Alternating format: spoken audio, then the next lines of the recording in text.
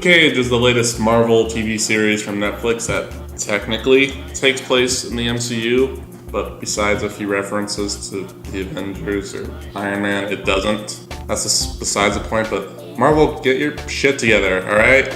Make these connected. That's the thing. Make them feel connected to each other. The series follows Luke Cage, who after the events of Jessica Jones, the other Marvel TV show, he's kind of hiding out in Harlem, just trying to live his life, because in case you don't know, Luke Cage is a convict who, escaped from prison, and he's just hiding out. Through some events in the series, Luke Cage decides to defend his neighborhood from the local crime boss named Cottonmouth, and Cottonmouth's cousin named Mariah, who's a councilwoman.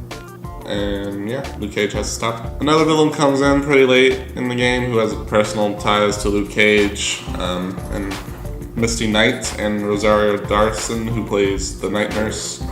She's hot. They're there to help him out. Now that I got that out of the way, let's talk about how much I was disappointed by Luke Cage. Luke Cage is one of my favorite heroes, and I really liked Mike Colter as Luke Cage in the Jessica Jones TV show. I thought he was way more interesting than Jessica Jones. Mike Colter is a little flat in the role in a few parts in the series, but overall he does a pretty good job, even though I would have killed for Terry Crews to be Luke Cage. The acting all around is pretty good, especially from the guy who plays Cottonmouth, who has a complicated name that I'm not even going to try to pronounce. Cottonmouth is by far the most interesting character on the show, and I wish they had done more with him. Whereas Cottonmouth was great, Diamondback, the other main villain, is terrible. The acting is fine, but the character is a Bible-quoting psychopath who's supposedly the leader of a mob, but nobody would listen to this guy.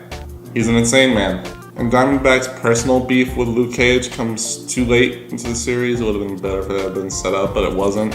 And it feels very forced. There's no real feeling of a rivalry between the two, even though there really should be. And his final super villain suit looks ridiculous. It looks so cheesy and bad. The Flash TV show has much better costumes than this. This is one of those where you just should have tried to do something more grounded. The problem with all the villains in this TV show is that you do not buy them as a threat to Luke Cage, because in case you don't know, Luke Cage is a guy with impenetrable skin and he has super strength. And you really just don't buy him as a threat because Luke Cage is awesome and he just walks down the hallway just And there's a pretty late game plot device. I was like, oh, maybe Luke Cage is in danger, but I'm like, Luke Cage isn't in danger. You're stupid. Why even put this in the show? You never really feel like Luke Cage is in danger because I think the budget is too low for this series. I don't know why. The fight choreography is terrible. It feels like something that fan made, really. The superpowered beatdown shows. I don't know if you've seen them, like Wolverine versus Batman or something. It looks like that. The final fight especially is terrible. It was one of the worst superhero fight scenes I've ever seen. Ever. The characters both have super strength, but they're just in a lock. A collar, elbow tie up. Oh, wow. And sometimes they have super strength and sometimes they don't. It's just spend some money, man. The characters all act really stupid. They all have their really stupid, boneheaded moves. And there's a part in the end fight where all the civilians are just standing around watching, they're in the Amazing Spider-Man 2. Get out, okay? Killers, move, get away. Idiots. So every character is incompetent, especially Misty Knight. She's built up as this great detective, but she's wrong every single time. Every time she gets new information, she's just more and more wrong. Okay, she starts by helping Luke Cage, and she's like, oh, maybe Luke Cage is a bad guy. But Luke Cage isn't a bad guy, he's Luke Cage, and she already knows that. She's so terrible at her job. But the actress was really good.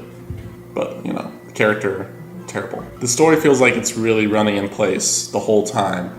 Every episode has Luke Cage deciding to come out hiding and be a hero, has him talking about how great Harlem is, has the villains trying to find out how to stop Luke Cage, even though Luke Cage is badass, so I would just move. Just cut down the season from 13 episodes to 10 episodes because you clearly just did not have enough of a story to fill out 13 episodes. I'm being pretty harsh on Luke Cage, but I really kind of liked it, especially the first half. The first half of the season is really, really great.